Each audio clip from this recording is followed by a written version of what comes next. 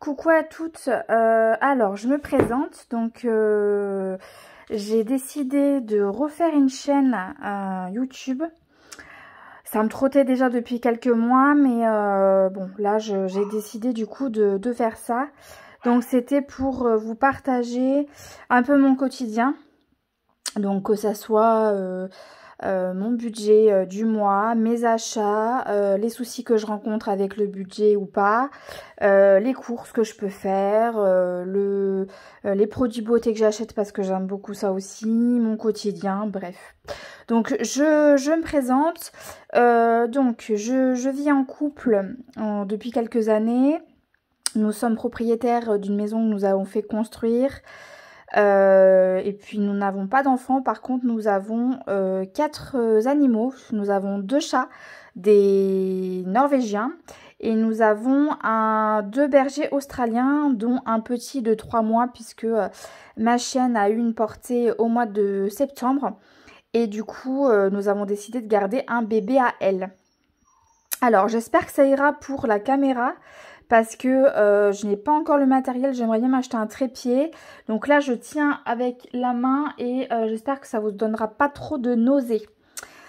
Alors, avant de vous parler de ça, qu'est-ce que je voulais vous dire? J'ai décidé, puisqu'on arrive en 2023, du coup que c'était autant vous montrer un petit peu le budget que j'avais préparé au niveau du plan financier pour l'année prochaine. Donc j'ai fait un petit plan financier pour l'année prochaine, ça me rassure. Je suis quelqu'un d'assez stressé, j'ai besoin de prévoir les choses. Et j'avoue que ça me rassure assez d'avoir fait ça au moins le mois. Donc on va voir ça ensemble si vous voulez. Je suis désolée si vous entendez un petit peu aboyer, j'ai le petit qui aboie pas mal après sa mère. Et donc du coup, je vais vous expliquer un petit peu comment j'organise les choses.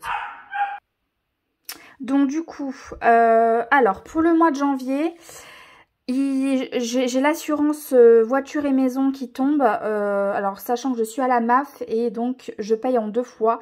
La facture est divisée en 2. J'ai une partie en janvier et une partie en juillet. Donc là, en janvier, j'ai 534 € qui tombent. Donc je partage avec mon conjoint au niveau des dépenses. Et il s'avère que du coup, là pour janvier, moi j'avais budgétisé 200 €. Et le reste, c'est lui qui doit payer. Donc il va me faire un virement des 334 € qui restent. Donc là, c'est comme si tout était déjà prévu. J'ai oublié de vous préciser, j'ai commencé un petit peu les enveloppes budget. Je vais vous montrer ça. J'ai commencé au mois d'août. Et ensuite, voilà, avec les catégories, le prévisionnel, le réel, j'ai essayé de faire ça un peu tous les mois. Alors ça a été, j'ai eu aussi mes catastrophes, hein, mais bon voilà. J'ai oublié de vous préciser, donc j'ai eu un petit parcours un petit peu compliqué au niveau professionnel. Donc actuellement du coup là pour l'instant je suis au chômage ce mois-ci, et à partir de janvier je vais reprendre un contrat normalement en CDI qui va m'apporter un peu plus de stabilité. Le seul truc c'est que bon, tant qu'on y est je vous explique. Donc je vais avoir un CDI, mais parallèlement, je vais aussi suivre une formation qui va durer 2 ans, un week-end de 3 jours par mois pour être kinésiologue. Donc c'est voilà, c'est de la médecine douce.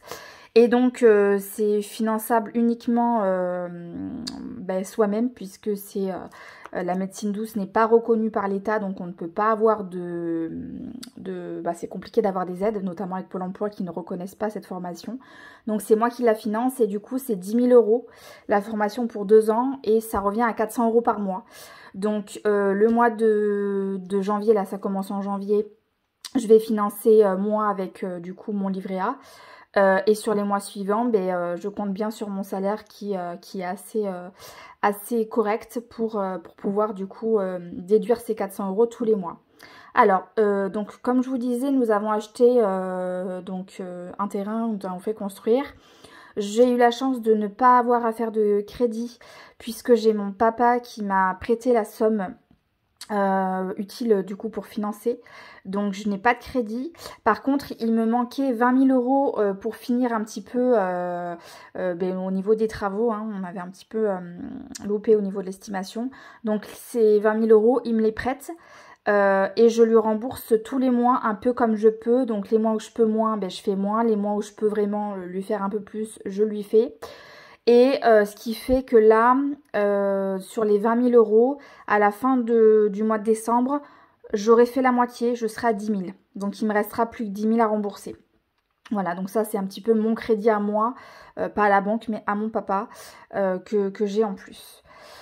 Je suis désolée, c'est un petit peu brouillon, je voulais vous dire plein de choses à la fois. Donc on va reprendre pour le plan financier de 2023.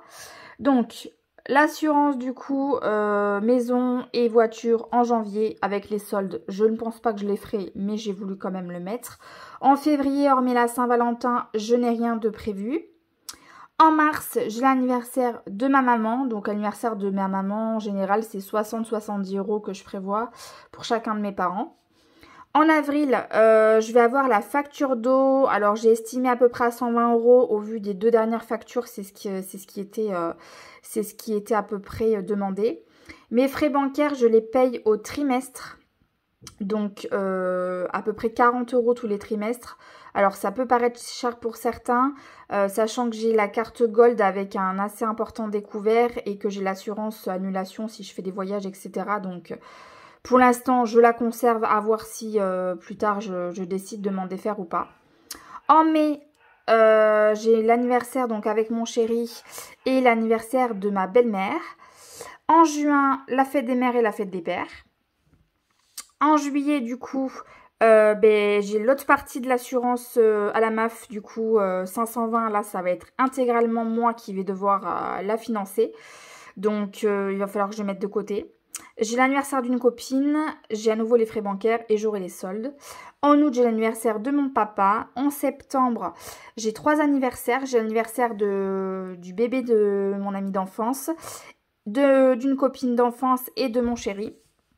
En octobre, c'est le pire mois de l'année, j'ai donc la seconde facture d'eau, j'ai l'entretien de la pompe à chaleur, à savoir que là, les montants que vous voyez, c'est des montants divisés par 2, puisqu'avec mon compagnon, on fonctionne un petit peu comme si on était en régime séparation de biens. Donc même si on a un compte joint où on met les dépenses communes, au niveau du compte, au niveau des factures, on fait moitié-moitié. Donc là, les montants que vous voyez, c'est la part qui me revient à moi de payer. Taxe foncière 800 et encore je pense que ça va être 900 parce que j'ai estimé que cette année on va se faire atomiser, on va être à 1009 de taxe foncière. Et j'ai également l'anniversaire de mon ami d'enfance et mon anniversaire, donc octobre ça va être un peu chaud. En novembre j'ai remis la taxe d'habitation mais je ne sais pas si elle sera supprimée, j'ai préféré prévoir à peu près 200 euros. Et en décembre, il faut que je retourne chez le podologue parce que j'ai des semelles et il veut me revoir en fin d'année prochaine du coup. Et j'aurai Noël.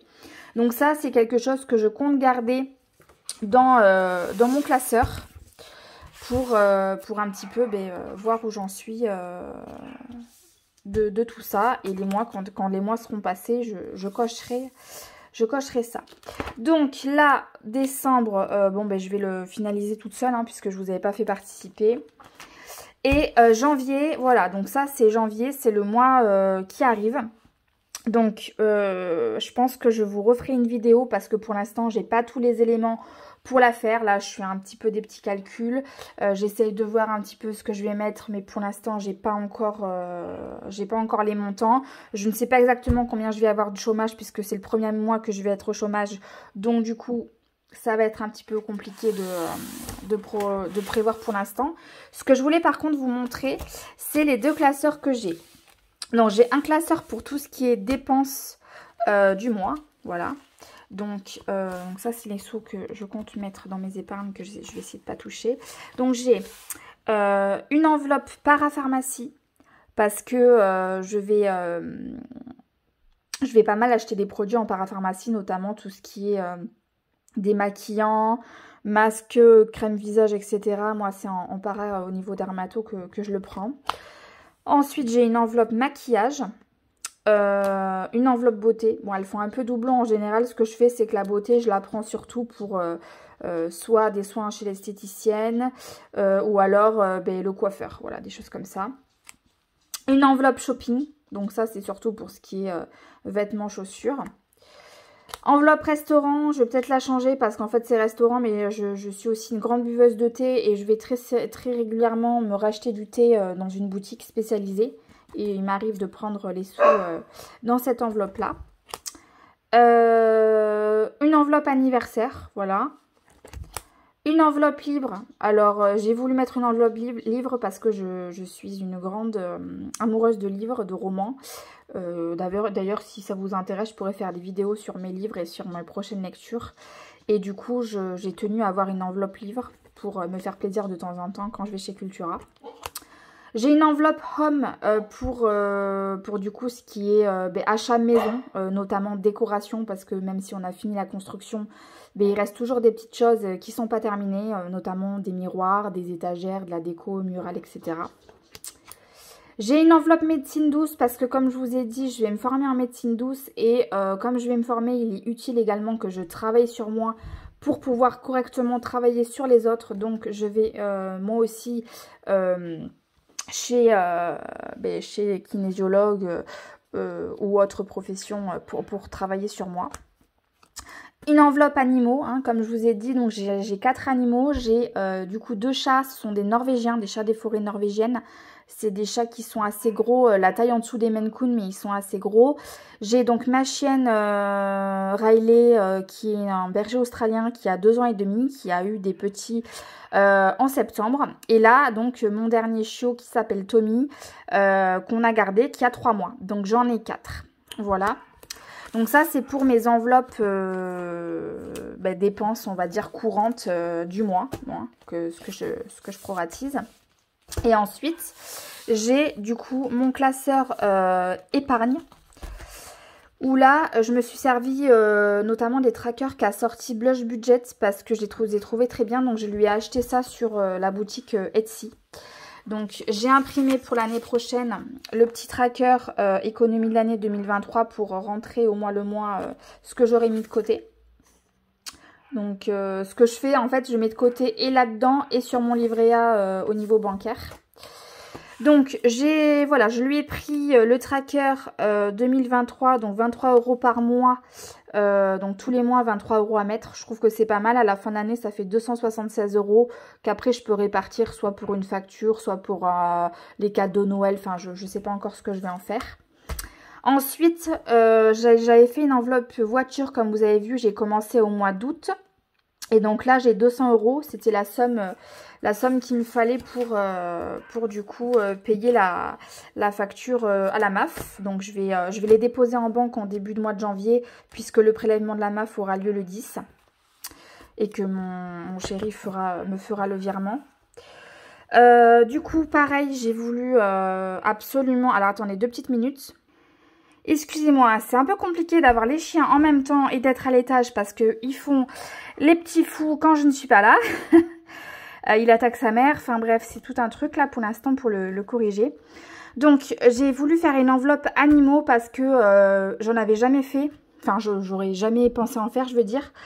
Mais n'ayant pas de mutuelle parce que j'ai étudié la question des mutuelles et je préfère, enfin on a préféré avec mon conjoint, mettre de côté un petit peu tous les mois et avoir cette somme pour s'il fallait une dépense exceptionnelle. Parce que bon, mettre tous les mois, avoir un prélèvement d'une mutuelle ou d'une assurance pour quand on arrive chez le vétérinaire à nous dire « Ah ben non, ça s'est exclu, ah ben non, là il y a de la franchise, etc. » Ça m'aurait énervé.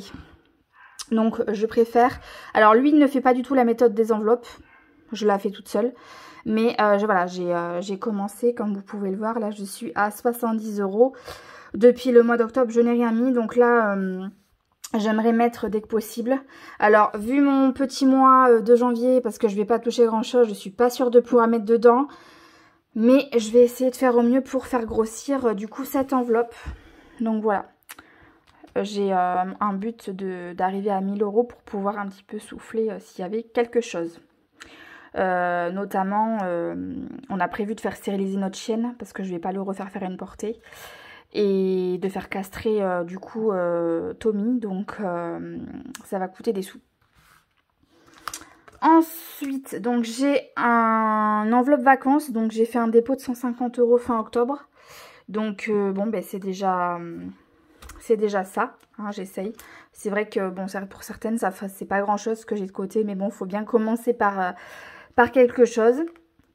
Maison, alors là c'est pareil, je compte effectivement faire une bonne enveloppe maison. Pour la simple et bonne raison qu'on a l'intention de faire une terrasse au niveau du jardin, une assez grande terrasse en bois. Et de mettre l'arrosage automatique au niveau de l'herbe, histoire qu'on ait une jolie pelouse et qu'on n'ait pas toute cramée, notamment avec les chaleurs qu'il a eu fait l'été dernier. Donc ça coûte des sous, notamment avec l'inflation et les prix du bois qui ont explosé, donc ça va nous coûter très cher. Et j'aimerais bien ne pas tout prendre de mon livret A et faire également une enveloppe du coup pour la maison. Donc voilà. Hop, pour l'instant, du coup, 90 €. J'ai pris le tracker de Blush Budget également pour le défi 2+1. Donc voilà, c'est pas mal du coup pour les pièces. J'avais juste une petite question d'ailleurs. Maintenant que je fais une vidéo, je vais pouvoir échanger sur ça avec vous. Les personnes qui comme ça font les défis, on va dire, avec de la monnaie, donc avec des pièces. Comment vous faites quand vous avez une certaine somme? Par exemple là, si j'arrivais à 100 €, comment faire pour du coup les déposer en banque? Parce que j'ai l'impression qu'on ne peut plus déposer en banque l'argent. Donc notamment, il y a pas mal de banques qui n'ont plus du tout de liquidité au niveau de la caisse. Il faut tout faire en guichet automatique. Moi, mon guichet automatique prend que les billets et même pas les billets de 5. Donc je sais pas trop du coup si soit je les fais passer au niveau des courses, soit je sais pas. Dites-moi comment vous faites du coup pour à la limite encaisser ces sommes qui sont assez importantes à un moment donné sur votre compte. Ensuite, donc elle a sorti deux défis pour les 52 semaines. Il y avait le 650, celui-ci, ou le 780. J'ai un peu hésité entre les deux, mais j'ai décidé de faire celui-ci. Parce qu'il y a eu beaucoup plus de semaines à 10, donc je me dis que ça va être un peu plus simple. Où j'hésite encore à le commencer, c'est qu'en fait moi je fais un budget, comme j'ai pas non plus énormément de sous, je fais un budget au mois le mois et je fais pas mes remplissages à la semaine. Donc vu que là c'est à la semaine à mettre dedans, je suis pas sûre de pouvoir le tenir. Ou alors je le fais sans forcément faire à la semaine et en prenant ça un peu comme un jeu à remplir, mais sans forcément suivre les semaines. À voir ce que je décide. J'ai décidé de prendre le mini défi d'or, même si j'étais pas trop pour, parce que je déteste les pièces en centimes, mais du coup là voilà, j'ai pu déjà mettre 2,10 € là-dedans. Ensuite, je vais faire le défi 5+10 pour arriver à 365 €. Ensuite, j'ai une enveloppe impôt facture. Voilà, parce que là, ils vont pas m'oublier cette année non plus. Donc voilà, j'ai une enveloppe impôt. Ensuite, j'ai fait une enveloppe Noël anniversaire fête. Donc là, j'avais 200 € comme je vous ai dit pour Noël. Et j'avais juste rajouté 200 pour avoir un budget de 400 €. Donc là, je vais le refaire pour l'année prochaine avec un but du coup à 300 €. Après, je l'avais pas celle-ci, c'est une nouvelle enveloppe que j'ai décidé de faire, une enveloppe personnelle. Parce que bon, c'est bien beau de mettre de côté pour les factures, mais c'est aussi important de se faire plaisir, sinon je trouve ça totalement démoralisant. Donc j'ai décidé de me faire une petite enveloppe plaisir perso. Donc soit moi qui aime bien le soin et le maquillage, soit aller me faire un craquage chez Sephora, soit économiser 2 fois 200 pour avoir 400 et me faire un vrai beau cadeau d'acheter un sac à main ou autre chose. À voir. Je sais pas encore. Et là j'ai ce que j'avais appelé Bubble Challenge parce qu'en fait je fais des cours de piscine, en fait d'aquagym au niveau dans l'eau, dans tout ce qui va être du coup du vélo dans l'eau, de l'aquagym mais un peu plus intensif. Et au niveau de l'abonnement, c'est des séances qui sont à 300 € et qu'on met un peu quand on veut dans l'année. Donc ça, c'est si je veux renouveler. Pour l'instant, il me reste assez de séances, donc je ne l'ai pas encore commencé. Donc voilà pour ce qui est de mes épargnes. Bon, c'est une première vidéo qui doit être assez brouillon, je suis désolée, mais j'avais plein de choses à vous dire. Je voulais, voilà, me présenter, échanger avec vous, parce que c'est toujours intéressant d'échanger sur ça. Et ça, je vais le ranger après. Et donc, je reviendrai vers vous quand je serai en mesure de faire le budget pour le mois de janvier. Et que j'aurai connaissance de mon montant de chômage. Ou j'aimerais aussi votre avis, si c'est possible pour vous, si ça vous embête pas. C'est que, donc, quand j'ai mes charges, une fois que j'ai déduit donc de mes revenus, mes charges fixes et mes charges variables, et qu'il me reste donc un reste à vivre, comme il n'est pas important, je mets toujours en fait dans mes catégories, entre guillemets, d'ici, mes catégories dépenses. Et j'en vois beaucoup d'entre vous qui font d'abord les épargnes. Donc si vous avez un petit conseil à me donner, notamment voilà, pour un petit budget, ce que vous me conseillez, si je continue de faire comme ça, mais des fois il y a des mois où il n'y a rien du tout qui reste, et du coup ça m'embête de rien mettre de côté, ou si vous me conseillez quand même de mettre un peu dans les économies avant tout, dans tous les cas. Voilà, là j'ai essayé un petit peu de faire ce petit tableau, hein, parce que j'ai estimé 1200 de Pôle emploi, mais je suis pas sûre. Au niveau des dépenses, je peux déjà vous montrer. Donc j'ai les frais bancaires ce mois-ci de 40 €. Sur le compte joint, donc c'est le compte où on fait les courses et on a les factures, on met toujours 400 € tous les deux. À mon père, du coup, ce mois-ci, je vais lui verser 300 € pour son prêt. J'ai mon téléphone de 15 €, ma mutuelle de 5,50 €. Donc j'ai effectivement des charges fixes à 761 € si j'arrondis. Et charges variables, non, charges fixes, oui, 761 et charges variables 250. Donc j'avais une différence de 190 et honnêtement avec 190 €, je me dis qu'est-ce que je fais? Du coup ça voulait dire que je faisais à peu près ça. 20 € en para, 6 € pour la maison, 50 € pour les animaux et 30 restaurants. Mais je sais pas trop comment faire pour quand même essayer de mettre dans mes épargnes. Donc voilà, voilà une première vidéo. Je reviendrai vers vous plus longuement ou pour autre chose parce que bon, elle fait quand même 22 minutes cette vidéo. N'hésitez pas à communiquer avec moi par commentaire, hein, je serai ravie de pouvoir échanger avec vous. Je vous souhaite une bonne fin de journée et de bonnes fêtes si jamais je ne vous ai pas entre-temps. Ce que je ferai, c'est que je reviendrai vers vous pour refaire une vidéo concernant les épargnes que j'ai fait du mois de décembre. Voilà, comme ça vous verrez combien j'ai épargné pour le mois de décembre. Bonne journée, à bientôt les filles.